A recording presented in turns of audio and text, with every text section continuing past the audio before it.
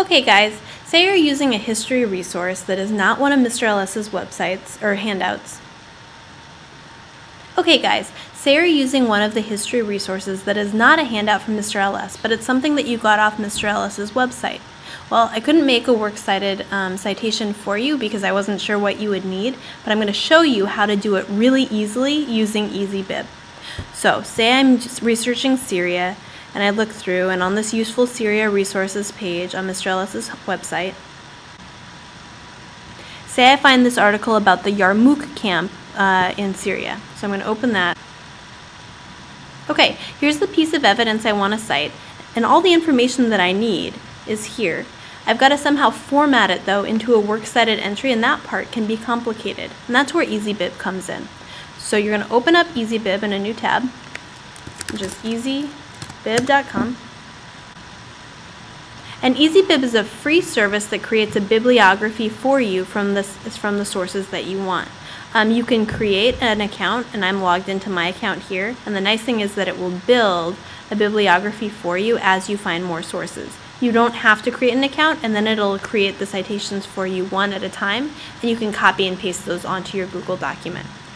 So I need to get the URL from my source. I'm going to copy that, and I'm going to go to EasyBib, and I'm going to enter it here. You'll notice my options: website, book, newspaper, or journal. This is definitely a website. Now it's entered, I'm going to say cite it. And EasyBib goes ahead and starts finding the information that I need. So it figured out the title, and sometimes you have to check these. So it found that the title was The Observer, the title of the website, and that sounds right. That's The Observer by The Guardian. It gives the title inside the hellhole of Yarmouk. That is the correct title. That's right here. Excellent. It found the publisher, which was Guardian News and Media. That sounds right because I see the Guardian up here, but often on a newspaper or another news website, at the very bottom, they'll have information about the publisher. So if I scroll all the way to the bottom, it's a lot of comments. Down here at the very bottom, here's copyright 2014 by Guardian News and Media Limited. And if I look here, that was the publisher. That sounds right.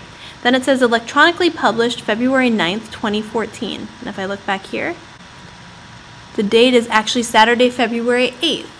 So it hasn't quite gotten my date correct. Okay, when I continue, I can edit that. The date accessed is today, May 6, 2014. It says the source didn't give us authors. Okay, I'll bet I can find that. So I'm going to say continue.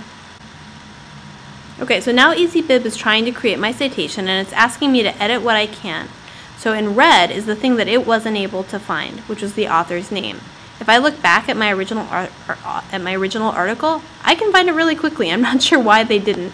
The guy's name is Christopher Gunnis. Okay, I want to make sure I spell that right, so I'm going to pay attention to the spelling. I'm going to type that in. So the author is Christopher. His last name is Gunnis. And I'll double check the spelling one more time. G-U-N-N-E-S-S spelling. Great, so that's now filled in. Everything else looked good, but there was that date that looked wrong. So I want it to be February 8th. I'm going to change that. Once I'm done, I say create citation.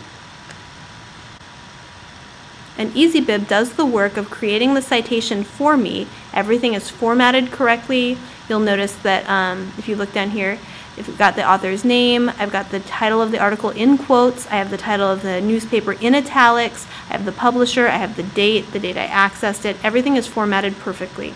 So now I can either add that to my list, and you'll notice that since I'm logged into my account, I have a bibliography down here at the bottom that I'm adding sources to as I get them.